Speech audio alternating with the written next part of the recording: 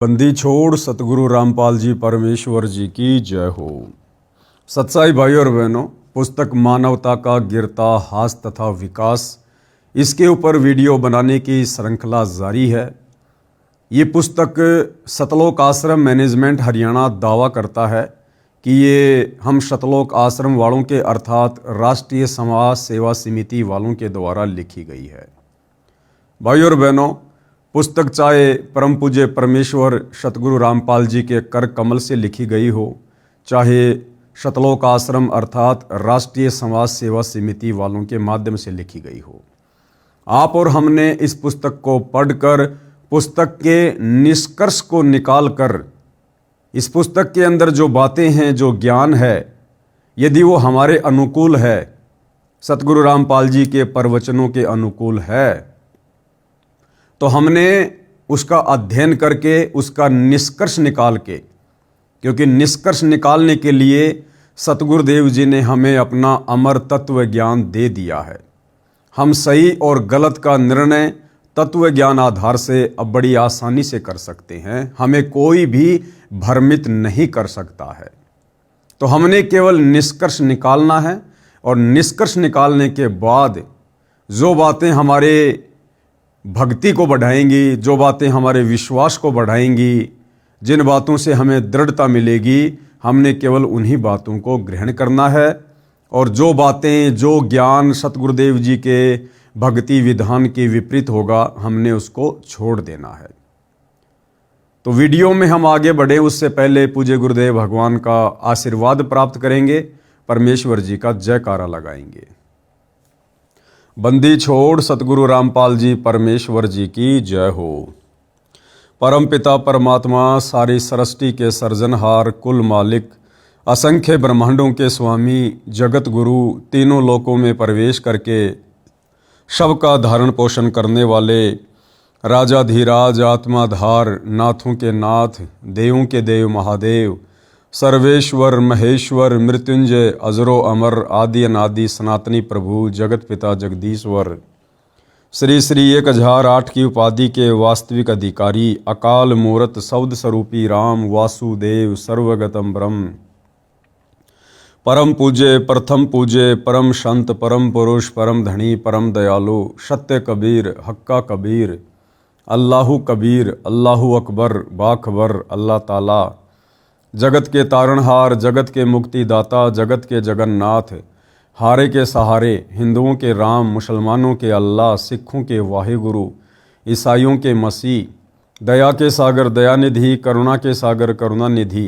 स्वयंभू परिभू, संकट मोचन, कष्ट हरण, मंगल करण, दुख भंजन, अविगत कबीर, निर्विकार निर्विषम परमात्मा, अलय अलेख सतगुरु, आदि अनादि सतगुरु, असली मर्यादा पुरुषोत्तम, असली राम, असली कृष्ण, असली घनश्याम, असली मुरारी, राजाओं के राजा, महाराजाओं के महाराजा, शहंशाहों के शहंशाह, सम्राटों के सम्राट, भगवानों के भगवान, अल्लाहों के अल्लाह, प्रभुओं के प्रभु, मसीहाओं के मसीह, सच्चे वाहिगुरु, बाबाओं के बाबा, पीरों के पीर, सेठों के सेठ, जगत सेठ, सावड़सा सेठ, सर्वगुण संपन्न, अनंत कोटि कलाओं के स्वामी, अनंत कोटि ब्रह्मांडों के नायक, योगियों में महायोगी, ध्यानियों में महाध्यानी, सिद्धों में परम सिद्ध, ज्ञानियों में तत्व ज्ञानी, ब्रह्म ज्ञानी, महाज्ञानी, परम ज्ञानी, सर्वश्रेष्ठ ज्ञानी, विज्ञानी, युवा कबीर, समर्थ कबीर, असमवात, अमित ओजा, सच्चे रहनुमा, करीम अल्लाह, सुभान अल्लाह,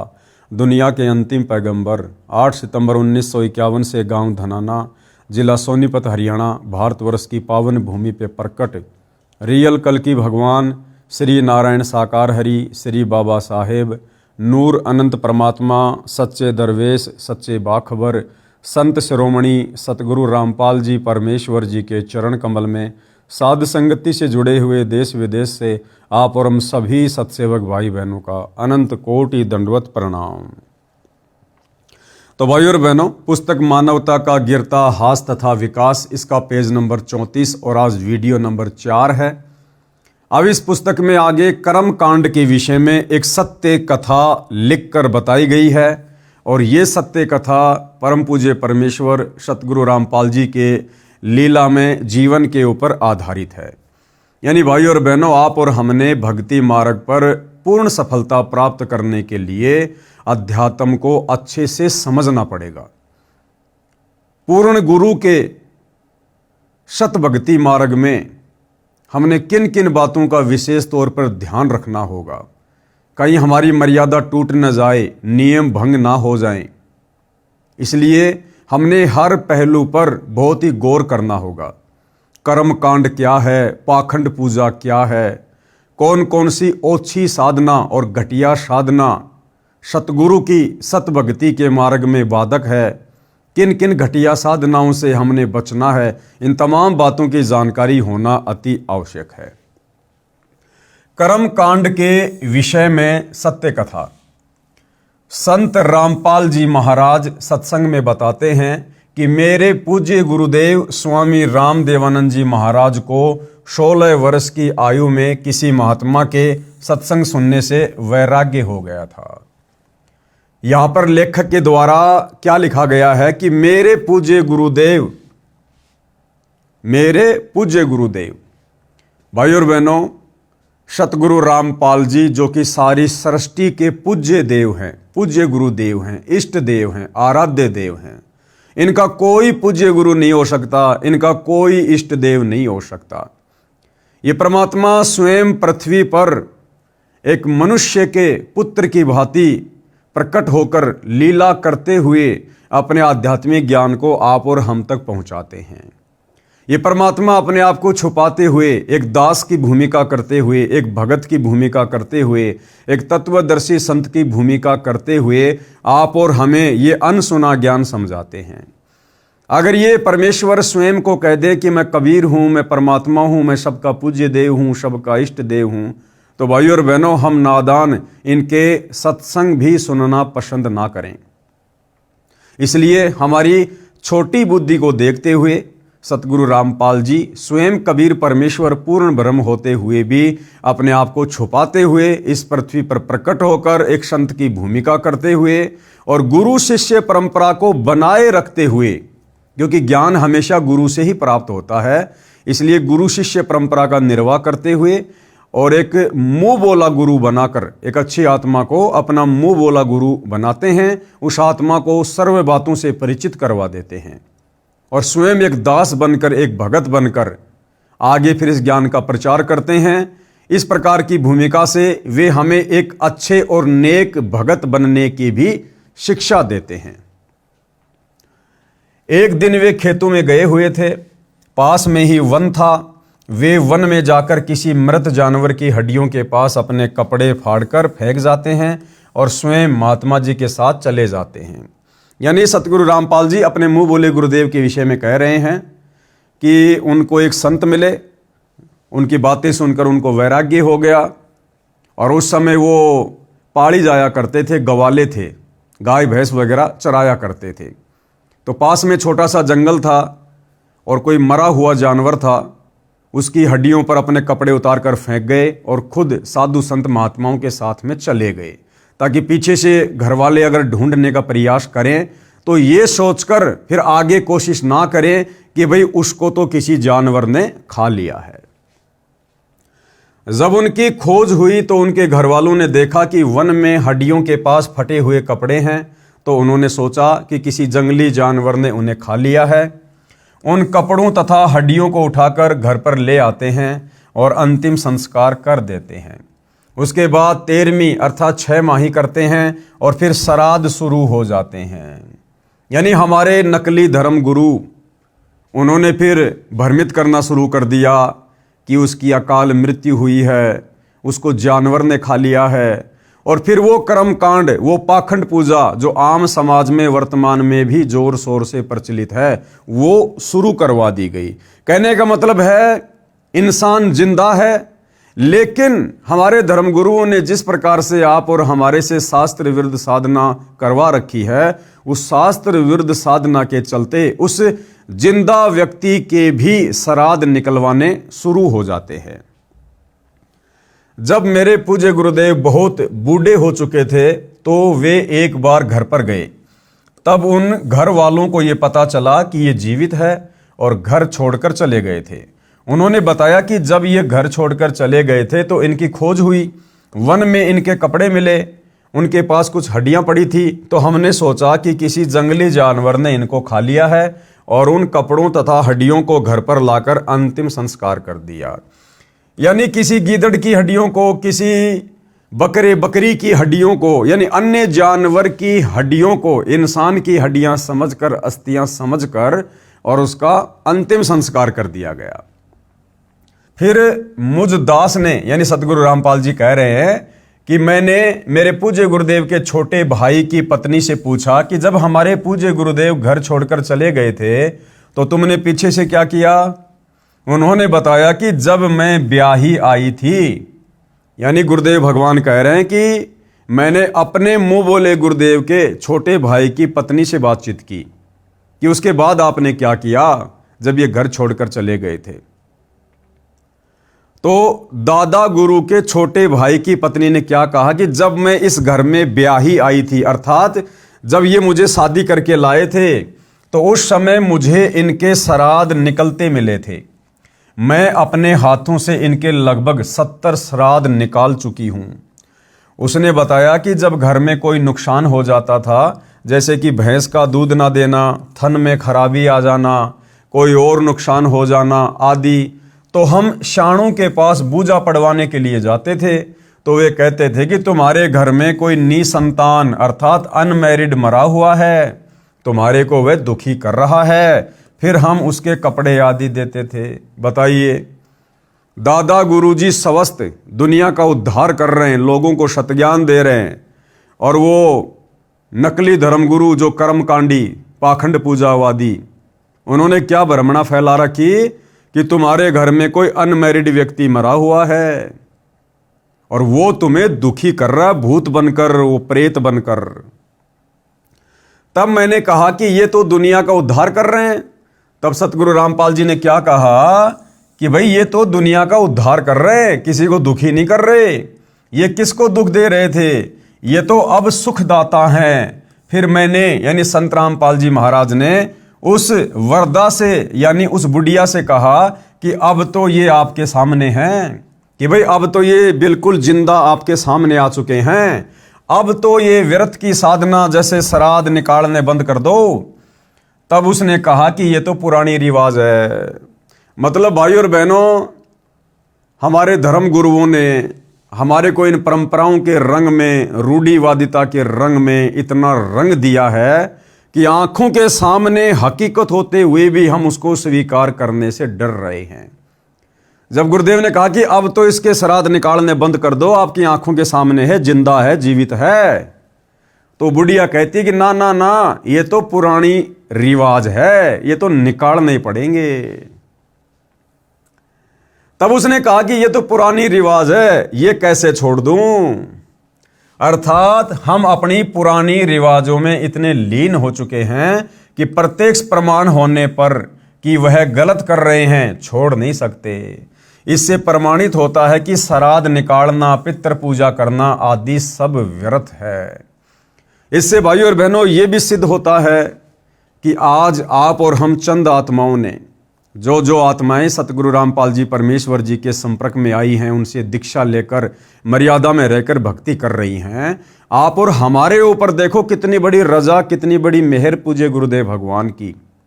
एक झटके में परमात्मा ने हमारे से तमाम प्रकार की बुराइयों को, विषय विकारों को, परंपराओं को, रीति रिवाजों को, व्यर्थ के त्योहारों को, सब कुछ परमेश्वर ने छुड़वा दिया है। और यहां आंखों के सामने प्रत्यक्ष प्रमाण होने के बावजूद भी उन परंपराओं को छोड़ने से लोग भयभीत हो रहे, डर रहे हैं। तो इससे यह सिद्ध होता है कि आप और हमारे ऊपर पूज्य गुरुदेव भगवान का विशेष आशीर्वाद है, उनकी विशेष रजा है। उनकी विशेष रजा के बिना भाई और बहनों, आप और हम इस काल लोक की परंपराओं से बाहर नहीं निकल सकते थे। नंबर 11, यानी सतगुरु रामपाल जी से उपदेश लेने के बाद उनकी भक्ति को यदि सफल करना है तो आगे कौन सा नियम है? बच्चे के जन्म पर शास्त्र विरुद्ध पूजा निषेध। बच्चे के जन्म पर कोई छठी आदि नहीं मनानी है। सूतक के कारण प्रतिदिन की तरह करने वाली पूजा, भक्ति, आरती, ज्योति जगाना आदि बंद नहीं करना है। जैसे घर में बच्चा हो जाता है तो कुछ दिनों के लिए हमारे पंडित लोग, हमारे गुरुजन, हमारे ये ब्राह्मण विद्वान लोग जो धार्मिक मार्ग में लोगों का मार्गदर्शन करते हैं, उनको पंडित और ब्राह्मण कहा जाता है। ये लोग क्या करते हैं कि भाई शुतक लग गया, ये काम नहीं करना, वो काम नहीं करना, नया मटका यूज नहीं करना, फला नहीं करना, ऐसा कोई कार्य नहीं करना। तो गुरुदेव भगवान कह रहे हैं कि ये सब व्यर्थ की ढकोसलेबाजी है। सतगुरु से उपदेश लेने के बाद आपने इन पचड़ों में नहीं पड़ना है। आपने प्रतिदिन की तरह अपनी सारी क्रिया करनी है।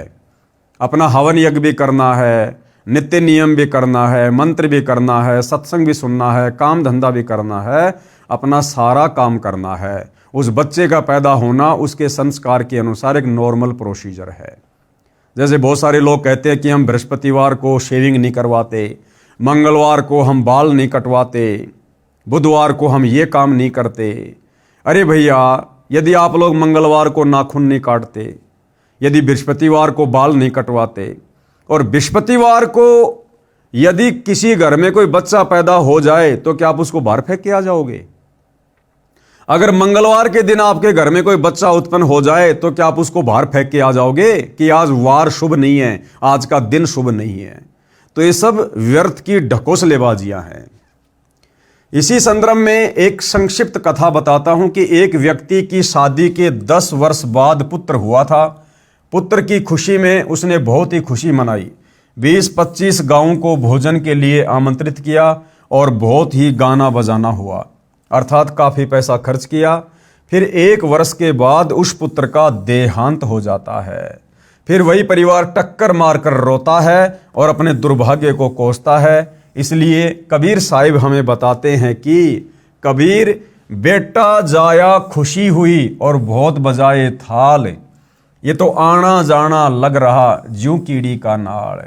कि हे नादान प्राणी, बिना सच्चे सतगुरु की शरण के, बिना तत्व ज्ञान के, ये बेटा बेटी होने की खुशी में तू इतना पागल क्यों हो रहा है? ये तो कीड़ी के नाल की तरह है। जैसे कीड़ नगरा होता है जहाँ पर चींटियों के जो बिल होते हैं, वहाँ हम क्या देखते हैं? हजारों चींटियाँ जा रही हैं, हजारों चींटियाँ आ रही हैं। तो गुरुदेव कहते हैं कि तो आना जाना लगा हुआ है। दादा मर गया, घर में पोता आ गया, एक मर गया, दूसरे का जन्म हो गया। कि भैया, ये तो अपने अपने संस्कार को पूरा करने के लिए दुनिया आ रही है, जा रही है। तो किस बात पे खुश हो रहा है? आज घर में बेटा हो गया, पोता हो गया, बड़ी खुशी मनाई, डीजे बजाया, लोगों को भोजन करवाया, और उस बेटे का या पोते पोती का अगले क्षण का भरोसा नहीं, जिंदा रहेगा या मरेगा। आज खुशी मना रहा है, 10 दिन बाद उसकी किसी बीमारी से या अन्य कारणों से अगर उसकी डेथ हो गई, फिर वो पूरा परिवार चिल्ला चिल्ला कर बाल पाड़ पाड़ के रो रहा है। तो किस बात की खुशी, जब तुम्हें आगे का पता नहीं, तुम्हें पीछे का पता नहीं, कब तुम्हारे साथ में क्या घटना घटित हो जाए, फिर भी हम इस गंदे लोक में खुशियां मना रहे हैं। तो भाइयों और बहनों, ये हमारी अज्ञानता है, तत्व ज्ञानहीनता है। इसलिए सच्चे सतगुरु के सत्संग सुनने की जरूरत पड़ती है। सच्चा सतगुरु हमें भविष्य के दर्शन करवाता है अपने तत्व ज्ञान के माध्यम से। कबीर, पतझड़ आवत देख कर बन रोवे मनमाही, और ऊंची डाली पात थे अब पीले हो जाई। कबीर, पात झड़नता यूक है सुन भई तरवर राय, अब के बिछुड़े नहीं मिले न जाने कहाँ गिरेंगे जाए। कबीर तरवर कहता पात से सुनो पात एक बात, यहाँ की याही रीति है एक आवत एक जात। क्या समझाया हमें गुरुदेव भगवान ने इन वाणियों के माध्यम से? कबीर, पतझड़ आवत देख कर बन रोवे मनमाही, यानी जब वो पतझड़ का समय आता है, यानी जब पेड़ से पत्ते नीचे गिरने का समय आता है, तो कहते हैं ये सारा का सारा नज़ारा देख कर, और वो जंगल, वो वन जिसके अंदर हजारों लाखों पेड़ हैं, जिनके पत्ते पीले हो के नीचे गिर रहे हैं, पतझड़ का समय आ गया। अब वो वन मन ही मन में रो रहा है और कह रहा भाई पतझड़ का समय आ गया, अब तो मेरे जितने भी पेड़ हैं इनके सारे पत्ते नीचे गिर जाएंगे। पतझड़ आवत देख कर बन रोवे मनमाही, ऊंची डाली पात थे अब पीले हो जाई। कि ये जंगल कितना हरा भरा था, हजारों पेड़ थे, इनके इतने पत्ते थे, और अब ये सब एक एक करके नीचे गिरते जा रहे हैं। इसी प्रकार गुरुदेव हमें उदाहरण दे रहे हैं कि घर में कोई बूढ़ा व्यक्ति है, कोई वृद्ध व्यक्ति है, और जब उसका समय निकट आता है, जब उसकी मृत्यु का दिन निकट आता है, तो वो सोचता है कि मैंने क्या किया पूरी जिंदगी में, अब समय आ गया, अब मुझे यहाँ से जाना पड़ेगा, ये पूरा परिवार मुझे छोड़कर जाना पड़ेगा, पोते पोतियाँ, बेटा बेटियाँ, उनकी बहुएं, ये सारी संपत्ति, खेत खलिहान, ये सब मुझे छोड़ के जाना पड़ेगा, यानी हरा भरा परिवार मुझे छोड़कर जाना पड़ेगा। कबीर पात झड़नता यूं कहें सुन भई तरवर राय, और अब के बिछुड़े नहीं मिले न जाने कहाँ गिरेंगे जाए। इसी प्रकार वो बूढ़ा आदमी कहता कि भैया अब तो समय आ गया यहाँ से जाने का, और ना जाने अब आगे किस योनि में जन्म होगा, किस माँ के गर्भ में जन्म लेंगे, कुतिया के गर्भ में लेंगे, गधी के गर्भ में लेंगे, या किसी इंसान के गर्भ में लेंगे, भाई अब कोई भरोसा नहीं है। जिस प्रकार पेड़ से पत्ता नीचे गिरने के बाद ना जाने उस पत्ते का क्या असर होगा, गंदी नाली में गिरेगा, सड़ के नष्ट होगा, या किसी पशु के पैर के नीचे आकर वो कुचला जाएगा। फिर आगे वो पेड़ क्या कहता है, तरवर कहता पात से सुनो पात एक बात। अब वो पेड़ उस पत्ते से क्या कहता कि भैया सुन ध्यान से, यहाँ की याही रीति है एक आवत एक जाए, कि भैया ये तो यहाँ का नियम है, यहाँ की रीति है, एक पत्ता गिरेगा, एक पेड़ से पत्ते झड़ेंगे, फिर से नए पत्ते आना शुरू हो जाएंगे। इसी प्रकार इस काल लोक का परमात्मा विधान बता रहे हैं कि भैया आना जाना, जन्म और मृत्यु, जन्म और मृत्यु यहाँ का अटल नियम है। अगर इस अटल नियम से बचना चाहता है, बाहर निकलना चाहता है, तो केवल सच्चे सतगुरु की सत भक्ति ही एकमात्र विकल्प है, समाधान है, दूसरा कोई नहीं है। नियम नंबर 12, देई धाम पर बाल उतरवाने जाना निषेध है। बच्चे के किसी देई धाम पर बाल उतरवाने नहीं जाना है। जब देखो बाल बड़े हो गए, कटवा कर फेंक दो। एक मंदिर में देखा कि श्रद्धालु भगत अपने लड़के या लड़कियों के बाल उतरवाने आए। वहां पर उपस्थित नाई ने बाहर के रेट से 3 गुना पैसे ज्यादा लिए और एक कैंची भर बाल काटकर माता पिता को दे दिए। उन्होंने श्रद्धा से मंदिर में चढ़ाए, पुजारी ने एक थैले में डाल लिए, रात्रि को उठाकर दूर एकांत स्थान पर फेंक दिए। ये केवल नाटकबाजी है। क्यों ना पहले की तरह स्वाभाविक तरीके से बाल उतरवाते रहें तथा बाहर डाल दें। परमात्मा नाम से प्रसन्न होता है, यानी सच्चे सतगुरु से हमें सुमरण करने के लिए जो मंत्र मिलता है, जो नाम मिलता है, उसकी भक्ति से परमात्मा प्रसन्न होता है। ये इस प्रकार की नाटकबाजी से परमात्मा प्रसन्न नहीं होता, पाखंड से प्रसन्न नहीं होता। नियम नंबर 13, नाम जाप से सुख होगा। नाम उपदेश को केवल दुख निवारण की दृष्टिकोण से नहीं लेना चाहिए, बल्कि आत्म कल्याण के लिए लेना चाहिए। सच्चे सतगुरु का ज्ञान समझने के बाद उनसे उपदेश केवल सांसारिक दुखों के निवारण की दृष्टि से नहीं लेना चाहिए। मुख्य मकसद भगत का होना चाहिए कि हे भगवान, मेरा जन्म मरण से पीछा छूटे, 184 योनियों की पीड़ाओं से मेरा पीछा छूटे, नरक के दंड से मेरा पीछा छूटे। बाकी सुख तो परमेश्वर आवश्यक समझेंगे, हमें अवश्य देंगे। तो मेन हमारा जो दृष्टिकोण है नाम दीक्षा का, वो आत्म कल्याण होना चाहिए, मोक्ष होना चाहिए। सुमरण से सर्व सुख अपने आप आ जाते हैं। कबीर सुमरण से सुख होत हैं, सुमरण से दुख जाए। कहे कबीर सुमरण किए तो साईं माही समाए। जिस प्रकार कोई भी जो किसान व्यक्ति होता है, वो खेत में अन्न इसलिए नहीं डालता कि मेरे पशुओं के लिए चारा हो जाए। गेहूं का बीज, ज्वार का बीज, बाजरे का बीज किसान खेत में इसलिए बीजता है कि मेरे परिवार का भरण पोषण हो, परिवार को भरपेट खाने के लिए अन्न मिले। इस मकसद से किसान खेत में बिजाई करता है। परंतु पशुओं के लिए चारा तो ऑटोमेटिक होता है, अपने आप होता है, और उस कणक से पहले होता है। इसी प्रकार यदि हम आत्म कल्याण की दृष्टि से नाम उपदेश लेंगे और सुमरण करेंगे, तो सांसारिक सुख जो हमें आवश्यक होंगे, पूज्य गुरुदेव भगवान हमें अवश्य देंगे। नियम नंबर 14, व्यभिचार निषेध है। पराई स्त्री को माँ, बेटी, बहन की दृष्टि से देखना चाहिए। व्यभिचार महापाप है। जैसे गरीब पर द्वारा स्त्री का खोले, 70 जन्म अंधा हो डोले। सुरापान मदमाशाहारी, गवन करे भोगे पर नारी। 70 जन्म कटत है सीसम, साक्षी साहिब है जगदीशम। पर द्वारा स्त्री का खोले, दूसरी स्त्री के साथ में संबंध बनाने वाला व्यक्ति लगातार 70 जन्म अंधे के प्राप्त करता है, मनुष्य योनि में या पशु पक्षी योनि में। सुरापान यानी नशा करने वाला, मदमाशाहारी यानी मांस आहार करने वाला, और गमन करे भोगे पर नारी, दूसरी स्त्रियों के साथ में जो है शारीरिक संबंध बनाने वाला। कहते हैं 70 जन्म लगातार उनके सिर कटेंगे, ऐसी दुर्गति से मृत्यु होगी। इस बात का साक्षी स्वयं परमात्मा है। पर नारी ना परसियो, कबीर परमेश्वर कहते हैं कि दूसरी स्त्री के साथ में कभी भूलकर भी शारीरिक संबंध ना बनाना। मानो वचन हमार, भवन चतुर्दश तास सिर, त्रिलोकी का भार। कि उस नीच व्यक्ति के ऊपर तो 3 लोक का भार यानी पाप कर्मों का भार रखा जाएगा, जो व्यक्ति पर स्त्री गमन करता है। पर नारी ना परसियो, सुनो शब्द सल्तंत, धर्मराय के खंभ से अर्धमुखी लटकंत।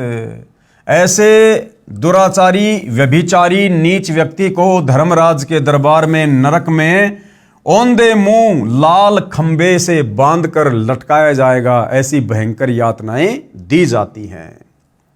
नियम नंबर 15, निंदा सुनना व करना निषेध है। यानी भक्ति मार्ग में किसी की निंदा चुगली करना या सुनना बिल्कुल मना है। अपने गुरु की निंदा भूल कर भी न करें और न ही सुने। सुनने से अभिप्राय है, यदि कोई आपके गुरुजी के बारे में मिथ्या बातें करें तो आपने लड़ना नहीं है, बल्कि ये समझना चाहिए कि ये बिना विचारे बोल रहा है, अर्थात झूठ कह रहा है। गुरु की निंदा सुने जो काना, ताको निश्चय नरक निदाना। और अपने मुख निंदा जो कर ही, सुकर श्वान गर्भ में पड़ी। यानी जो व्यक्ति अपने गुरु की निंदा सुनता है, जैसे कोई हमारे पूज्य गुरुदेव भगवान के बारे में उल्टी सीधी बातें करें। अब भाइयों और बहनों, आप और हमें तो अपने भगवान के बारे में अच्छे से पता है, लेकिन जो अनजान व्यक्ति हैं, नादान व्यक्ति हैं, काल प्रेरित हैं, वो तो किसी भी महापुरुष के विषय में कुछ भी ऊट पटांग बातें कर सकते हैं।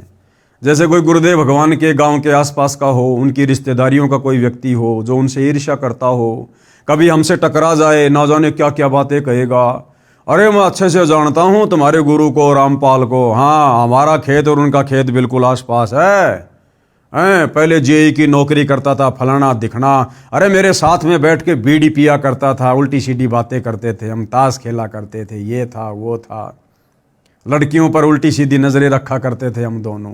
अरे मेरे साथ में पढ़ा करता था तेरा गुरु, मैं जानता हूं कितना का अच्छा है। तो भाइयों और बहनों, ये काल चाहेगा कि हमारे मन में गुरुजी के प्रति कोई शंका पैदा हो जाए, कोई विक्षेप पैदा हो जाए। तो आप और हमने भूलकर भी किसी भी व्यक्ति के मुख से अपने गुरु के विषय में निंदात्मक बातें सुनकर विक्षेप पैदा नहीं करना है। इसीलिए गुरुदेव भगवान कहते हैं कि बच्चों जल्दबाजी मत करो, नाम दीक्षा लेने से पहले अच्छे से सत्संग सुनो, पुस्तकें पढ़ो, यूट्यूब पर सत्संग सुनो, टीवी चैनल पर सुनो। 100 प्रकार की अगर तुम्हारे मन में कोई शंकाएं हैं उनका निवारण करवा लो, उसके बाद में नाम उपदेश लो। एक बार उपदेश लेने के बाद यदि तुम्हारे गुरु के प्रति तुम्हारे मन में कोई विक्षेप पैदा हो गया तो उसी समय हमारी बनी बनाई भक्ति का सत्यानाश हो जाएगा। तो भाइयों और बहनों, सच्चे सतगुरु की पहचान करने के बाद, उनके ज्ञान को अच्छे से समझने के बाद, उनसे उपदेश लेने के बाद, हमने दुनिया वालों की तरफ से आंख नाक कान बंद कर लेने हैं। अब दुनिया क्या कहेगी, क्या सोचेगी, वो जाने, उनका काम जाने। हमें गुरुदेव भगवान ने शास्त्रों से प्रमाणित करके जो सत भक्ति दे दी, जो नियम मर्यादा बता दी, हमने केवल उन बातों के ऊपर फोकस करना है। इसके अलावा ये काल तो ना जाने कैसे कैसे हमारे कर्म फुड़वाने के लिए प्रयत्न करेगा। तो हमने भूलकर भी अपने गुरुदेव भगवान की निंदा नहीं सुननी है।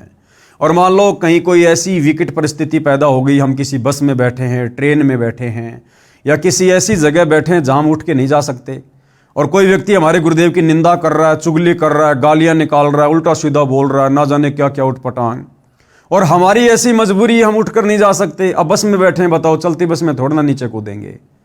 तो हमने उन व्यक्तियों की बातों पर ध्यान नहीं देना, वो जो मर्जी बोलता रहे, हमने यकीन नहीं करना उसकी बातों पर कि ये जो कह रहा है बिल्कुल बातें सही हैं। हमने यही सोचना है, हमने यही समझना है, क्योंकि हम अपने गुरुदेव से परिचित हैं, उनके आचार विचार व्यवहार से परिचित हैं, उनके सत्संगों से परिचित हैं। और वैसे भी परमात्मा कहते हैं कि साधु शब्दा परखिए, दुख पड़े घर नार, सूर वीर जद जानिए, जब रण बाजे तलवार। तो साधु संत महात्माओं की पहचान तो उनके वचनों से, उनके शब्दों से, उनके सत्संगों से होती है। तो वो व्यक्ति चाहे जो मर्जी ऊट पटांग बातें करे, लेकिन हमने हृदय से स्वीकार नहीं करना कि ये व्यक्ति जो बात हमारे गुरुदेव के बारे में बोल रहा है उल्टी सीधी, ये सत्य हो सकती हैं। यदि हमने उसकी बातों पर यकीन कर लिया, इसका मतलब हमने गुरु की निंदा सुननी शुरू कर दी। और यदि हमारे हृदय ने स्वीकार नहीं किया कि ये व्यक्ति जो बकवाद कर रहा है वो सही हो सकती है, तो वो चाहे सारे रास्ते, वो चाहे कितनी उटपटांग बातें क्यों ना करता रहे, हमें गुरु निंदा का कोई दोष, कोई पाप नहीं लगेगा, क्योंकि हम उस नालायक की, उस नादान ना समझ की बातों को महत्व नहीं दे रहे हैं। और अपने मुख निंदा जो करही, शुक्र स्वान गर्भ में पढ़ी, और जो नाम उपदेश लेने के बाद अपने मुंह से अपने गुरुजी की निंदा करता है काल प्रेरणा से, कहते हैं वो तो सीधा लक 84 योनि में जाता है, गधे कुत्ते सूअर की योनियों को प्राप्त करता है, उसका कोई ठिकाना नहीं होगा। फिर निंदा तो किसी की भी नहीं करनी है और ना ही सुननी है, चाहे वह आम व्यक्ति ही क्यों ना हो। कबीर साहिब कहते हैं, तिनका कभू ना निंदिए जो पांव तले होय, कभू ऊंट आखन पड़े पीर घनेरी होय। निंदा के विषय में गुरुदेव क्या करें कि भाई निंदा तो हमने किसी की भी नहीं करनी है, आम व्यक्ति की भी नहीं करनी है। ये भक्तों का काम नहीं होता है। भक्तों का काम होता है भक्ति करना, बाकी अपना काम धंधा करना। फालतू के लोगों के पास में उठना बैठना, गप्पे मारना, गपशप करना, ये भक्तों का काम नहीं होता है। तो निंदा तो हमने आम व्यक्ति की भी नहीं करनी। जैसे गांव का कोई व्यक्ति जबरदस्ती हमें बैठा ले और फिर वो व्यक्ति किसी और की निंदा करने लग जाए और हमसे झूठी हाँ भरवाए, तो हमने ऐसे व्यक्तियों के पास बैठना ही नहीं है। उनके पास बैठने से हमारा समय बर्बाद होगा, हमारी सांसें बर्बाद होंगी और कहीं ना कहीं हम गलती कर बैठेंगे। इसलिए आवश्यक काम हो अपना काम करो, तुरंत वहां से उठते चल बनो। उसके पास बैठने का व्यर्थ में कोई काम नहीं है। गुरुदेव अपनी वाणी में कहते हैं कि भाई दुनिया सेती दोस्ती पड़े भजन में भंग, भाई एका एकी राम से या साधु के संग। व्यर्थ में गांव वालों के पास में, यार दोस्तों के पास में बिल्कुल नहीं बैठना चाहिए।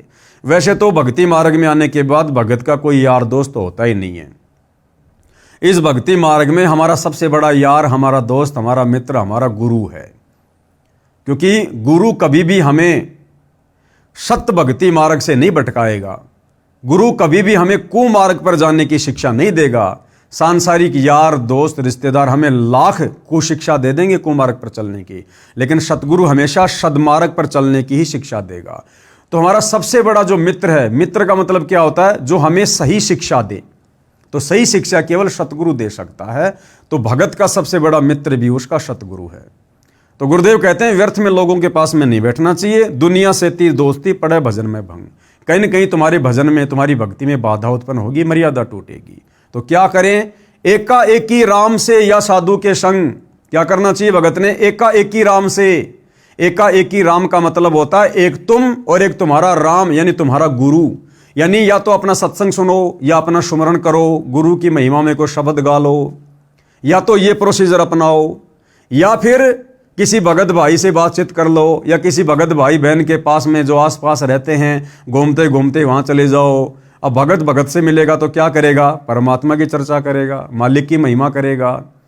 तो इस प्रकार से भक्ति मार्ग पर हम गलतियां करने से, मर्यादाएं खंड करने से बच सकते हैं। दूसरा कोई तरीका नहीं है। तो गुरुदेव कहते हैं कि निंदा तो भगत ने जो है वो तिनके की भी नहीं करनी है। तिनका, घास का तिनका, सूखा तिनका नीचे पड़ा हुआ है। एक उदाहरण दे रहे हैं परमात्मा कि निंदा तो हमने उस निर्जीव वस्तु की भी नहीं करनी। तिनका कभू न निंदिए जो पांव तले होए, कब ओठ आंखों में गिरे फिर दर्द घनेरा होए। वो तिनका जिसकी आपने निंदा कर दी, ना जाने कब हवा के झोंके से ऊपर उठकर तेरी आंख में गिर जाए, बहुत ज्यादा पीड़ा हो जाएगी। तो जीते जागते इंसान की निंदा चुगली फिर कितनी हानिकारक होगी, ये विचार करने की बात है। नियम नंबर 16, गुरु दर्श की महिमा, यानी गुरुदेव के दर्शनों की महिमा। गुरुदेव के दर्शनों से कितना लाभ।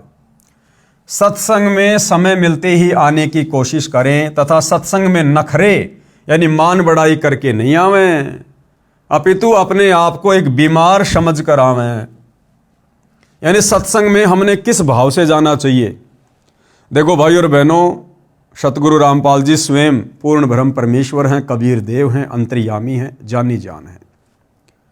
हमने सत्संग में जाते समय, और वैसे भी भाई और बहनों देखो, भगत का तो नियम होता है, भगत नखरे नहीं करता, मान बढ़ाई नहीं करता है, ज़्यादा चटकीले भड़कीले दिखावटी कपड़े, शौक में फैशन में इन चीज़ों को धारण नहीं करता। अगर करता है तो अभी उसके अंदर भक्ति प्रवेश नहीं है, अभी वो पूर्णतया भगत नहीं है। जिस प्रकार एक रोगी व्यक्ति डॉक्टर के पास में किस प्रकार से जाता है, वो चाहे कितने पैसे वाला हो, कितना धनी हो, कितना बड़ा अधिकारी हो, वो एक रोग कटवाने की दृष्टि से डॉक्टर के पास जाता है। उस समय उसको कोई अभिमान, कोई अहंकार नहीं होता है। डॉक्टर जैसा उसको आदेश देता है वो वही बैठ जाता है, वही लेट जाता है, वैसा ही करता है। इसी प्रकार सत्संग में जाते समय भगत ने भी इसी प्रकार से मतलब व्यवहार करना चाहिए। अपने आप को जन्म मरण का सबसे बड़ा रोगी समझना चाहिए। सबसे बड़ा रोगी, यदि मेरी किसी भी हरकत से मेरे गुरुदेव भगवान के दिल को जरा भी ठेस पहुंची तो मेरा जन्म मरण का रोग नहीं कटेगा। फिर मैं गधा कुत्ता शुअर बनता डोलूंगा, नरक में ठोका जाऊंगा, फिर क्या बनेगी मेरे साथ। फिर गधा कुत्ता शुअर बनूंगा, तब ये मान बढ़ाई, नखरे, ये चौंचलेबाजी, ये नाटकबाजी, ये पद प्रतिष्ठा, मान बढ़ाई, अहंकार फिर कहाँ जाएगा ये। तो भगत ने इस प्रकार से आगे का भविष्य देखकर इस ज्ञान आधार से फिर भगत ने अपनी दैनिक क्रियाओं को करना है। जैसे बीमार व्यक्ति चाहे कितने ही पैसे वाला हो, चाहे उच्च अधिकारी हो, जब अस्पताल में जाता है तो उस समय उसका मकसद केवल रोग मुक्त होना होता है। जहां डॉक्टर लेटने को कहे लेट जाता है, बैठने को कहे बैठ जाता है, बाहर जाने का निर्देश मिले बाहर चला जाता है, फिर अंदर आने के लिए आवाज आए चुपके से अंदर आ जाता है।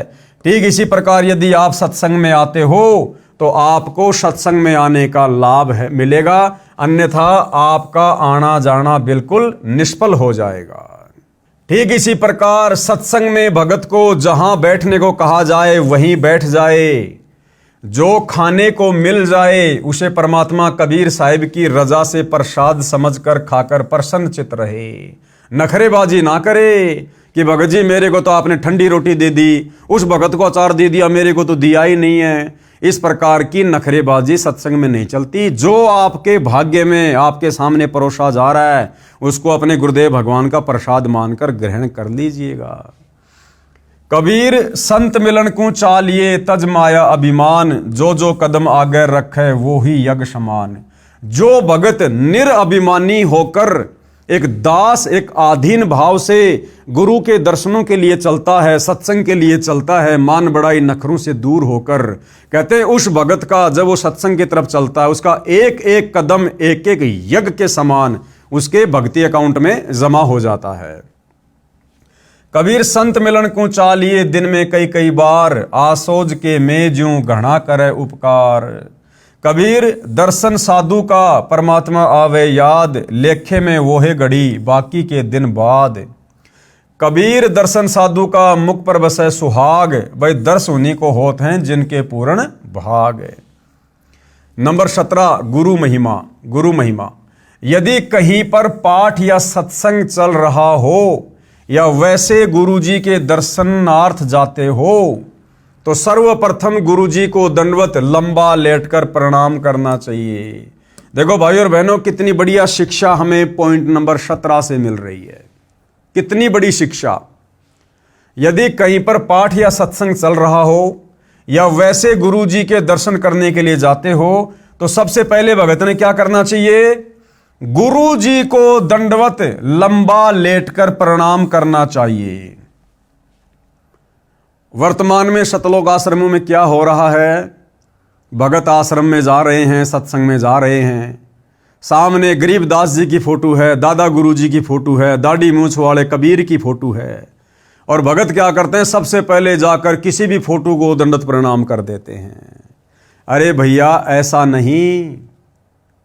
वक्त गुरु, जो प्रेजेंट गुरु है, वो हमारा परमात्मा है, हमारा कबीर है, हमारा सब कुछ है। तो चाहे हम किसी सत्संग में जाएं, किसी आश्रम में जाएं, कहीं भी जाएं, हमने सर्वप्रथम, यदि हमारे गुरुदेव भगवान साक्षात विराजमान हैं, तो सर्वप्रथम अपने गुरुदेव भगवान को दंडवत प्रणाम करें।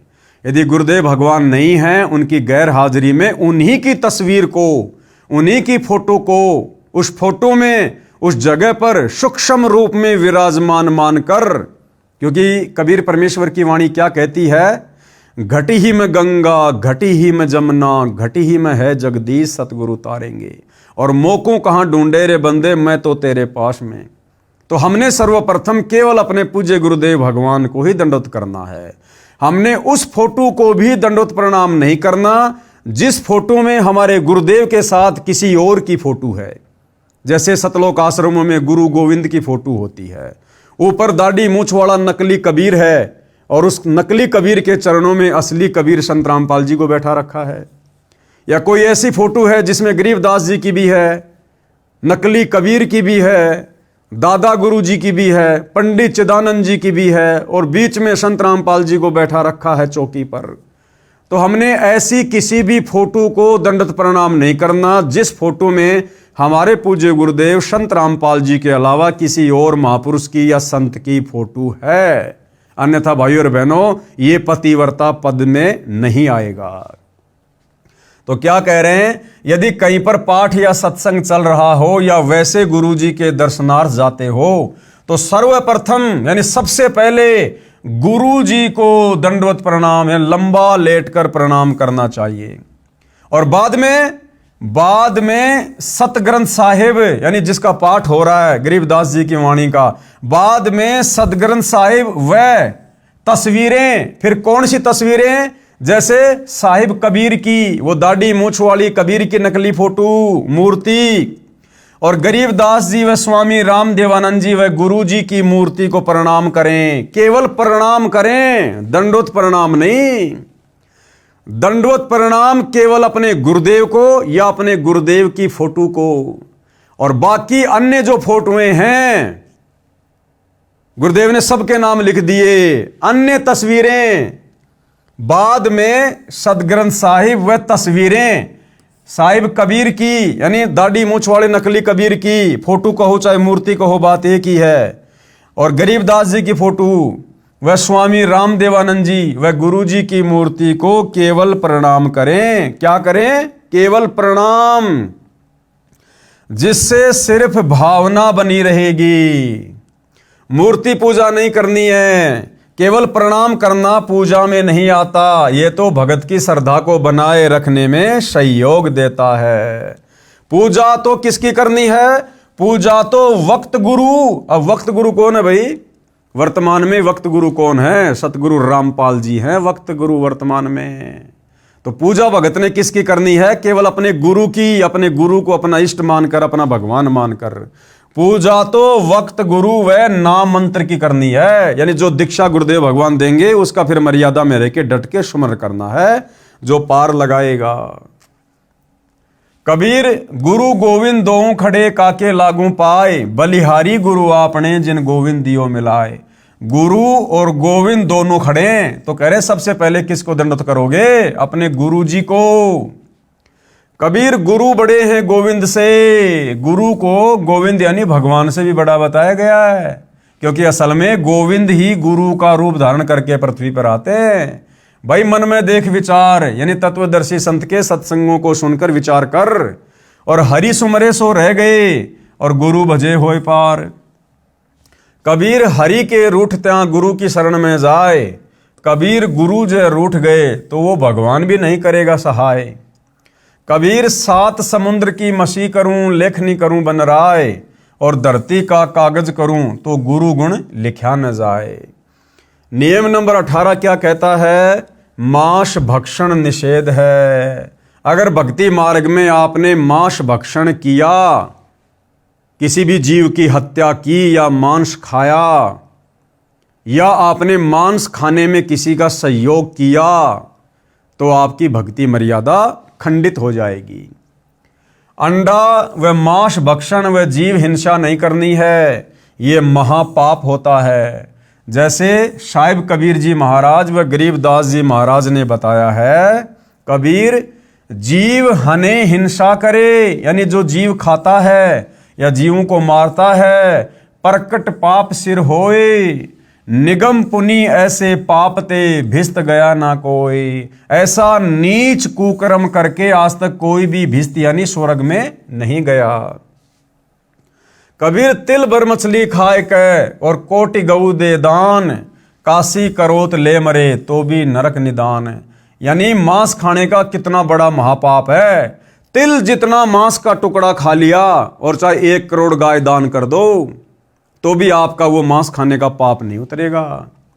कबीर बकरी पाती खात है ताकि काडी खाल, और जो बकरी को खाते हैं तिनका कौन हवाल।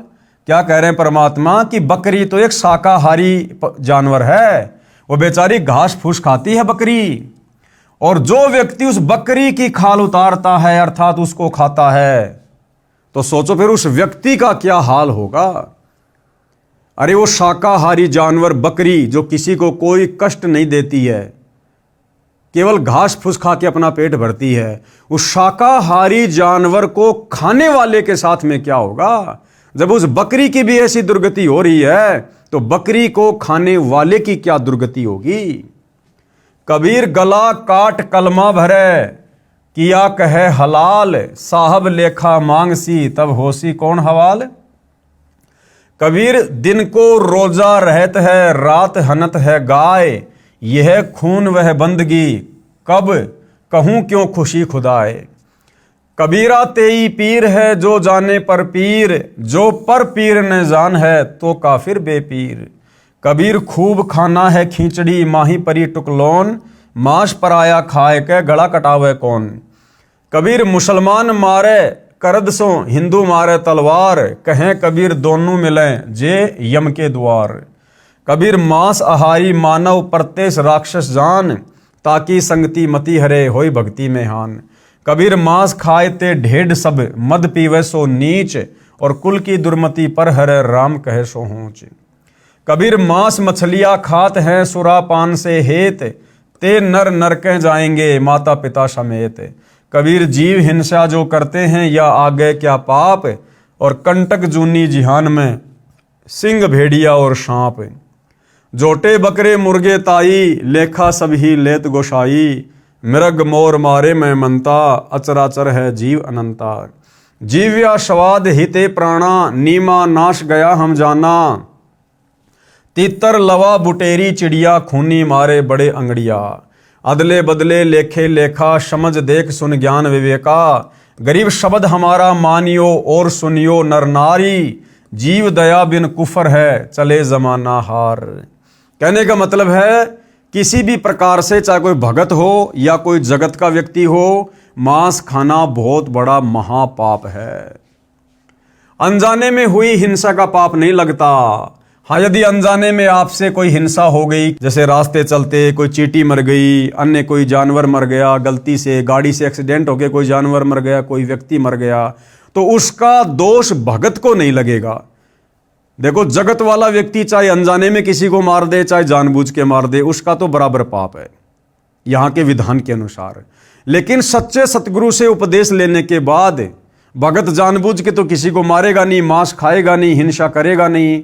और अनजाने में यदि भगत के हाथों किसी की मौत हो जाती है, गाड़ी से एक्सीडेंट में किसी की मौत हो जाती है, राह चलते दुनिया भर के जीव जंतुओं की मौत हो जाती है, तो उस दोष का जो पाप है, उस हत्या का जो पाप है, वो सच्चे सतगुरु की शरण में आने के बाद फिर भगत को नहीं लगता है, क्योंकि सच्चा सतगुरु फिर भगत के वकील का काम करता है। जिस प्रकार गुरुदेव ने उदाहरण दिया कि एक व्यक्ति ऐसा है जिसके पास में ड्राइविंग लाइसेंस नहीं है और जो गाड़ी चला रहा है, यदि उस व्यक्ति से किसी का एक्सीडेंट हो गया और दुर्घटना में किसी की मौत हो गई, तो उस व्यक्ति को सजा मिलेगी, तुरंत सजा मिलेगी, जिसके पास लाइसेंस नहीं है। और एक व्यक्ति ऐसा है जो गाड़ी चला रहा है, उसके पास लाइसेंस भी है, और यदि अनजाने में कोई एक्सीडेंट हो गया, गलती से कोई एक्सीडेंट हो गया, किसी की मृत्यु हो गई, तो सरकार ये देखेगी कि इस व्यक्ति के पास में लाइसेंस है, ये व्यक्ति ड्राइवर है, इसने जानबूझ के नहीं मारा, कारण कोई और हो सकता है, तो 90% उस व्यक्ति का बचाव हो जाएगा जिसके पास में लाइसेंस है।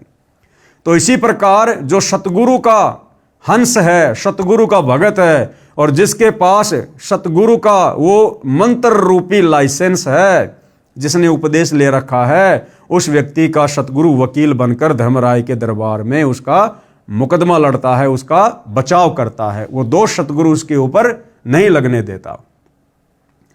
इच्छा कर मारे नहीं, बिन इच्छा मर जाए। देखो, भगत कभी भी अपनी इच्छा से जानबूझकर किसी की हत्या नहीं करेगा, और यदि बिना इच्छा के, यानी यदि अनजाने में भगत से कोई गलती हो जाए, तो कहे कबीर उस भगत का पाप नहीं लगाए, उस भगत को सतगुरु पाप नहीं लगने देता। नंबर 19, गुरुद्रोही का संपर्क निषेध। अब सबसे पहले यह जानना होगा कि गुरुद्रोही कौन होता है, जिसके संपर्क में आने से परमात्मा हमें मना कर रहे हैं। परमेश्वर ने हमें गुरुद्रोही की परिभाषा बताई। गुरुद्रोही सब कोई कहे, गुरुद्रोही न जाने कोई, गुरु से बैर ईर्ष्या करे, गुरुद्रोही कावे सोई। कौन कौन व्यक्ति गुरुद्रोही की श्रेणी में आते हैं? जो व्यक्ति आपके गुरु की निंदा करता है, चुगली करता है, गालियां निकालता है, विरोध करता है, जो गुरु की भक्ति नहीं करता, या भक्ति करता था लेकिन भक्ति छोड़ दी, उसके बाद गुरु का विरोधी बन गया, या गुरु के ज्ञान के विरुद्ध खुद भी चल रहा है, दूसरे भक्तों को भी चला रहा है, मर्यादा तोड़वा रहा है, ऐसा व्यक्ति भगत होने के बावजूद भी गुरुद्रोही की श्रेणी में आता है। तो ऐसे लोगों के संपर्क में ना आने की सलाह परमात्मा हमें दे रहे हैं। यदि कोई भगत गुरु जी से द्रोह, यानी गुरु से विमुख हो जाता है, वह महापाप का भागी हो जाता है। यदि किसी को मार्ग अच्छा ना लगे तो अपना गुरु बदल सकता है। यदि वह पहले वाले गुरु के साथ बैर व निंदा करता है तो वह गुरुद्रोही कहलाता है। ऐसे व्यक्ति से भक्ति चर्चा करने में उपदेशी को दोष लगता है, उसकी भक्ति समाप्त हो जाती है। अब समस्या आएगी भाई, यदि घर में कोई गुरुद्रोही हो गया, तो जैसे घर में 5 सदस्यों ने नाम ले रखा है और एक व्यक्ति गुरुद्रोही हो गया, तो गुरुदेव की इस वाणी के अनुसार क्या हम उसके संपर्क में ना रहें? क्या हम उसकी कोई भी बात ना माने? ऐसा नहीं कहा परमात्मा ने।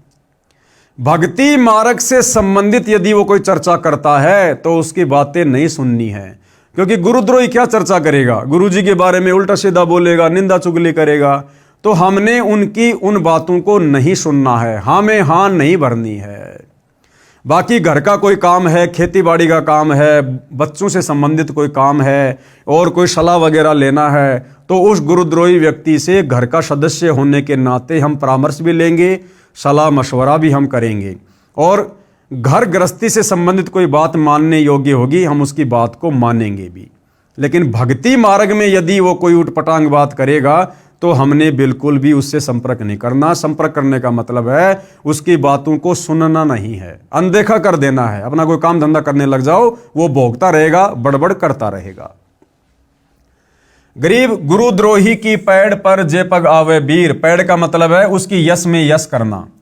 और 84 निश्चय पड़े सतगुरु कहे कबीर। कबीर जान बूझ सांची तजे करे, झूठ से ने जाकी संगत है प्रभु, शौपन में भी ना दे। अर्थात गुरुद्रोही के पास जाने वाला भक्ति रहित होकर नरक व लक 84 जूनियों में चला जाता है। गुरुद्रोही के पास जाने का मतलब है गुरुद्रोही की बातों में यश करने वाला। गुरुद्रोही यदि गुरु जी के बारे में उल्टा सीधा बोलता है, निंदा चुगली करता है, और हम यदि उसकी यश में यश कर रहे हैं कि हाँ भाई बिल्कुल बात सही है, गुरु जी ने ऐसा जरूर कर दिया होगा, तो फिर वो भगत भी 84 लाख योनियों का अधिकारी हो जाता है। आगे क्या नियम है भक्ति को सफल करने के लिए? नियम नंबर 20, जुआ निषेध। जुआ ताश कभी नहीं खेलना चाहिए। देखो, जुआ और ताश खेलने से क्या नुकसान है? सबसे पहला नुकसान है कि हमारे समय की और हमारी समासों की बर्बादी होगी। कोई ताश खेल रहा है, हम उसके पास बैठ गए तो हमें क्या मिलेगा? वो सारी बकवाद गढ़ेंगे उल्टी सीधी वहां पर, तो भगत का समय बर्बाद हो गया। भगत ने जो समय परमात्मा की भक्ति में, सत्संग में, सुमरण में लगाना चाहिए था, वो समय वहां पर बैठकर व्यर्थ में बर्बाद हो गया। एक दूसरे की निंदा चुगली सुनेगा। ताश जुआ खेलने वाले के यहाँ पर अक्सर लड़ाई झगड़े भी हो जाते हैं, झूठी किसी की गवाही देनी पड़ेगी, जबरदस्ती तेरा कोई गवाह में नाम लिखवा देगा, हो गया परेशान। और दूसरी बात, गुरु का वचन हो गया कि भगत ने जुआ और ताश नहीं खेलना, उनके पास भी नहीं बैठना। अब यदि हम खेलना तो दूर, यदि उनके पास भी जाकर बैठ गए तो भी गुरु वचन टूट गया, और गुरु वचन टूटने से भाई और बहनों फिर हमारी दुर्गति अवश्य होगी, हम फिर मोक्ष प्राप्त नहीं कर सकते। दूसरा, एक जुए के खेल ने महाभारत का युद्ध करवा दिया, सर्वनाश करवा दिया कौरवों का और पांडवों का। 18 करोड़ सेना मरवा दी एक जुए ने। जुआ ताश कभी नहीं खेलना चाहिए। कबीर मांस बखे और मद पीवे, यानी मांस खाने वाला व्यक्ति, शराब पीने वाला व्यक्ति, कोई भी नशा करने वाला व्यक्ति, और धन वैश्या से खाए, और लड़कियों से वैश्यावर्ती करवा कर जो व्यक्ति धन कमाता है, और जुआ खेलने वाला, ताश खेलने वाला और चोरी करने वाला, परमात्मा कहते हैं इनके तो अंत में दुर्गति होती है, इनका तो सर्वनाश होता है। आगे भक्ति मार्ग में क्या क्या निषेध है? नियम नंबर 21, नाच गान निषेध है। किसी भी अवसर पर नाचना, गाना, ठुमके लगाना, खुशी जाहिर करना, ये बिल्कुल निषेध है। किसी भी प्रकार के खुशी के अवसर पर, जैसे घर में कोई ब्याह, शादी, विवाह, जन्मदिन, पार्टी, किसी भी प्रकार के खुशी के अवसर पर नाचना व अश्लील गाने गाना भक्ति भाव के विरुद्ध है। जैसे एक समय एक विधवा बहन किसी खुशी के अवसर पर अपने रिश्तेदार के घर पर गई हुई थी। सभी खुशी के साथ नाच गा रहे थे, परंतु वह बहन एक तरफ बैठकर प्रभु चिंतन में लगी हुई थी। फिर उनके रिश्तेदारों ने उनसे पूछा कि आप ऐसे क्यों निराश बैठे हो, वह भी हमारी की तरह नाचो, गाओ और खुशी मनाओ। इस पर वह बहन कहती है कि किसकी खुशी मनाऊं भाई, किस बात की खुशी मनाऊं? मुझ विधवा का एक ही बेटा था, वह भी भगवान को प्यारा हो चुका है, अब क्या खुशी है मेरे लिए। ठीक इसी प्रकार इस काल के लोक में प्रत्येक व्यक्ति की स्थिति है। यहां पर गुरु नानक देव जी की वाणी है, ना जाने काल की कर डारे, किस विधि डल जा पासावे, जिनाते सिरते मौत खुड़क दी उन्हानु केड़ा हंसावे। कि भाई एक पल में ये काल बली ना जाने क्या घटना घटित कर दे। पूरा का पूरा परिवार जो किसी मंदिर में, मस्जिद में, किसी धार्मिक स्थान पर या ब्याह शादी में गाड़ी में बैठकर डीजे बजाते हुए, फिल्मी गानों का आनंद लेते हुए, इधर उधर की बातें करते हुए जा रहे हैं, अचानक से गाड़ी एक्सीडेंट हो जाए, गाड़ी किसी गहरी खाई में गिर जाए, किसी नदी नाले में गिर जाए, पूरा का पूरा परिवार मर जाए या कुछ सदस्य मर जाएं। अब बताओ किस बात की खुशी मना रहे थे? भविष्य का एक सेकंड का पता नहीं क्या हमारे साथ में क्या घटित हो जाए, और इस गंदे लोक में हम खुशी मना रहे हैं। तो भाई आंखें खुलेंगी गुरु के सत्संग सुनने से, गुरु के वचन सुनने से। बाकी तो पूरी दुनिया काल की गोद में बैठी है, अंधी होके चल रही है। तो आदरणीय नानक जी कहते कि ना जाने काल की कर डारे, ये काल ना जाने अचानक से क्या कर दे, किस विधि डल जा पासावे, न जाने कौन सी तरफ पासा पलटी खा जाए, और जिनादे सिरते मौत खुड़क दी। जिस आदमी के सिर के ऊपर कच्चे धागे से तलवार बांध के लटका रखी हो, वो आदमी कैसे हंसी खुशी मना सकता है जिसको पल पल अपनी मौत दिखाई दे रही हो। फिर सच्ची खुशी क्या है? क्या बताया नानक जी ने? साध मिले साड़ी शादी होंदी। जब कोई भगत संत मिलता है, कोई गुरु भाई बहन मिलते हैं या सतगुरु के सत्संगों में जाते हैं, तब भगत को असली खुशी होती है। और वो खुशी भगत कोई बाहर जाहिर नहीं करता, ढोल बाजे बजा के जाहिर नहीं करता, नाच के जाहिर नहीं करता। अंदर ही अंदर मन ही मन में एक लहर उठती है, खुशी होती है कि आज मेरा भगत भाई आ गया, आज परमात्मा का सत्संग है, आज साथ संगति है, आज गुरुदेव को भोग लगाएंगे, मालिक की महिमा करेंगे, आज गुरुदेव के दर्शन करेंगे। वो मन ही मन में भगत अपनी खुशी जाहिर करता है। नाच गा के, ठुमके लगा के बाहर भगत कभी खुशी जाहिर नहीं करता। तो कहते साध मिले साड़ी शादी होंदी, और बिछुड़ जा दिलगिरी वे। और जैसे ही वो संत भगत दूर होते हैं, फिर से मन मायूस हो जाता है। अख दे नानक सुनो जिहाना, मुश्किल हाल फकीरिए। कि भाई भगत की राह, भक्ति की राह बड़ी कठिन है। कबीर साहिब जी महाराज भी कहते हैं, कबीर झूठे सुख को सुख है, मान रहा मनमोद, शकल चबी ना काल का, कुछ मुख में कुछ गोद। कि भाई इस काल लोक के झूठे सुखों को तो सुख मान रहा है। आज किसी के घर में बेटा उत्पन्न हो गया, पोता उत्पन्न हो गया, खुशी में नाच रहा, गा रहा, डीजे बजा रहा, झूठी खुशी मना रहा है। 4 दिन बाद हॉस्पिटल में बेटा मर गया, पोता मर गया, अब वो सारी की सारी खुशी गायब हो गई। तो परमात्मा कहते हैं इस काल के लोक में नादानो, किस बात की खुशी मना रहे हो तुम? कबीर झूठे सुख को सुख है, मान रहा मनमोद, सकल चबी ना काल का, कुछ मुख में कुछ गोद। कबीर बेटा जाया खुशी हुई बहुत बजाए थाल। अरे ये तो आवन जाना लग रहा ज्यों कीड़ी का नाल। विशेष आगे गुरुदेव क्या कह रहे हैं, स्त्री तथा पुरुष दोनों ही परमात्मा प्राप्ति के अधिकारी हैं। स्त्री और पुरुष दोनों को ही मनुष्य शरीरधारी, मानव शरीरधारी प्राणी कहा जाता है। ये दोनों ही मोक्ष प्राप्ति के अधिकारी हैं। स्त्रियों को मासिक धर्म के दिनों में भी अपनी दैनिक पूजा, ज्योति लगाना आदि बंद नहीं करना चाहिए। ना ही किसी के देहांत या जन्म पर भी दैनिक पूजा कर्म बंद नहीं करना। माता बहनों को हर महीने जो मासिक धर्म होता है, उस मासिक धर्म के समय भी अपनी भक्ति को, पूजा पाठ को या जैसे ज्योति लगाना है, इन क्रियाओं को बंद नहीं करना है। इन नकली धर्म गुरुओं ने, पाखंडी धर्म गुरुओं ने ज्ञानहीनता के चलते स्त्रियों को पुरुषों से हे समझ लिया। जिस समय माता बहनों को मासिक धर्म होता है तो हमारे नादान धर्म गुरुओं ने ये कहकर, तरह तरह की बातें कहकर कि मासिक धर्म के समय स्त्रियां खाना नहीं बना सकती हैं, नए कपड़े नहीं पहन सकती हैं, पूजा पाठ नहीं कर सकती हैं, भगवान को भोग नहीं लगा सकती हैं। ये दुनिया भर का पाखंड और आडंबर फैला रखा था। अब गुरुदेव भगवान ने आकर हमें सत भक्ति से परिचित करवाया है, पाखंड की दुनिया से बाहर निकाला है। तो हम जितने भी सतगुरु रामपाल जी परमेश्वर जी के फॉलोवर हैं, उनके भगत हैं, वो चाहे स्त्री है, चाहे पुरुष है, चाहे किसी भी प्रकार की कोई भी समस्या है, मासिक धर्म तो छोड़ो, अगर घर में किसी की मृत्यु हो जाए, चाहे अकाल मृत्यु हो, चाहे किसी बच्चे की मृत्यु हो, चाहे किसी वृद्ध की मृत्यु हो, हम भक्तों ने तीनों समय की आरती करना, सत्संग सुनना, ज्योत लगाना, यानी कोई भी धार्मिक क्रिया हमने नहीं छोड़नी है। चाहे सांसारिक रीति रिवाज के हिसाब से, चाहे सूतक हो, चाहे पातक हो, चाहे कुछ भी हो, क्योंकि हमारा कल्याण भगवान की भक्ति से होगा। अरे सूतक पातक के समय हम लोग खाना पीना क्यों नहीं छोड़ते भाई? बोलना चलना क्यों नहीं छोड़ते भाई? कपड़े पहनना क्यों नहीं छोड़ते भाई? ये सूतक पातक के समय भक्ति क्यों छोड़ रहे हैं? क्योंकि ये काल का षड्यंत्र है, काल का जाल है, और हमने काल के अनुसार नहीं, काल के बाप अकाल सतगुरु रामपाल जी के अनुसार चलना है। नोट, जो भगत जन इन 21 सूत्रीय आदेशों का पालन नहीं करेगा उसका नाम समाप्त हो जाएगा। अब देख लो भाई और बहनों, पूरे 21 नियम आप जियों को इस पुस्तक मानवता का गिरता हास तथा विकास के अंदर बता दिए, समझा दिए गए हैं। अब आप जी खुद ही विचार कर लेना, अगर इन 21 नियमों में से आपने एक भी नियम तोड़ा तो आपका प्रथम नाम नहीं चलेगा। आपके प्रथम नाम से आपको कोई किसी प्रकार का लाभ नहीं मिलेगा, आपकी मर्यादाएं खंडित मानी जाएंगी।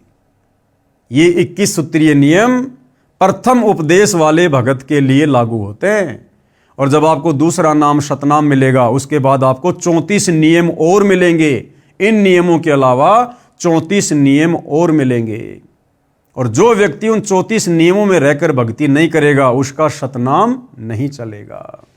यदि अनजाने में कोई गलती भी हो जाती है तो वह माफ हो जाती है। अनजाने की गलती माफ है। भगत ने नाम दीक्षा ले ली, अब एकदम से तो सारा ज्ञान समझ नहीं पाएगा, तो जब तक उसको सतनाम नहीं मिलता है, और यदि अनजाने में उसने कोई गलती कर दी, अनजाने में भले किसी ने धोखे से उसको शराब पिला दी हो ठंडे में मिलाकर, किसी ने उसको मांस खिला दिया हो धोखे से, तो अनजाने में हुई गलती का कोई दोष परमात्मा ने नहीं बताया, उस भगत का नाम खंडित नहीं होता है। फिर भी कोई शंका है तो गुरुदेव ने शुद्धिकरण का ऑप्शन दिया हुआ है। वापस अपने गुरुदेव के पास जाकर उनसे समायाचना करके सारी बातें बता के फिर से गुरुदेव का आशीर्वाद प्राप्त करो, फिर से नाम उपदेश ले लो जैसा गुरुदेव कहें। बाकी जानबूझ के यदि हम सांची तजेंगे, गलती करेंगे, तो फिर हमारा नाम कोई काम नहीं करेगा। यदि अनजाने में कोई गलती हो जाती है वह माफ हो जाती है, और यदि जानबूझ कर कोई गलती की है तो वह भगत नाम रहित हो जाता है, उसकी सदस्यता भंग कर दी जाती है, यानी सतगुरु से उसका कनेक्शन कट जाता है। इसका समाधान यही है कि गुरुदेव जी से समायाचना करके दोबारा नाम उपदेश लेना होगा, आप जी को पुनः सदस्यता प्राप्त होगी। अगर नाम खंडित भी हो गया तो किससे याचना करनी है? अपने गुरु जी से, गुरुदेव जी से समायाचना करके। और वर्तमान समय में आज 2026 है, गुरुदेव हिसार जेल में बैठे हैं। जगह जगह सतलोक आश्रम वालों ने, इन राष्ट्रीय समाज सेवा समिति वालों ने अपने धार्मिक धंधे के लिए नाम दीक्षा केंद्र खोल रखे हैं, आश्रम खोल रखे हैं। रोजाना हजारों की संख्या में भगत वहां जाकर नाम शुद्ध करवा रहे हैं। अरे नादानो, गुरुदेव का विधान क्या है? अगर आपने गलती भी कर दी है, नाम भी खंडित हो गया है जाने अनजाने में, तो नाम शुद्ध करवाने से पहले साक्षात अपने गुरुदेव से प्रार्थना करनी पड़ती है। अब बताओ, वर्तमान में गुरुदेव तिहाड़ जेल में बैठे हैं और तुम हजारों की संख्या में रोजाना नाम शुद्ध करवा रहे हो। अरे कौन है जो तिहाड़ जेल में जाकर अपने गुरुदेव से आज्ञा लेकर फिर नाम शुद्ध करवा रहा है? तो भाइयों और बहनों, ये वर्तमान में गुरुदेव की गैर हाजिरी में नाम दीक्षा के अंदर खोल खोल कर, ये फर्जी सतलोक आश्रम खोल खोल कर जो पाखंड, जो धार्मिक धंधा चल रहा है, ये बिल्कुल मिथ्या है, बेकार है। इसका कोई औचित्य नहीं है किसी भी प्रकार से। पुस्तक ज्ञान गंगा की भूमिका, यानी जो ज्ञान गंगा पुस्तक पूज्य गुरुदेव भगवान के द्वारा लिखी गई है, यानी गुरुदेव भगवान के सत्संगों का जो संग्रह है। पहले ये ज्ञान गंगा पुस्तक एक दूसरी पुस्तक के रूप में समाज में वितरित की जाती थी लोगों को ज्ञान समझाने की दृष्टि से। पहले ज्ञान गंगा पुस्तक का नाम था भक्ति सौदागर को संदेश, यानी जो व्यक्ति भक्ति का सौदा करना चाहते हैं उनके लिए परमात्मा की तरफ से संदेश। उसके बाद भक्ति सौदागर पुस्तक का नाम बदलकर ज्ञान गंगा रख दिया गया है। तो यहां पर ज्ञान गंगा पुस्तक की थोड़ी सी भूमिका बताई जा रही है, समझाई जा रही है।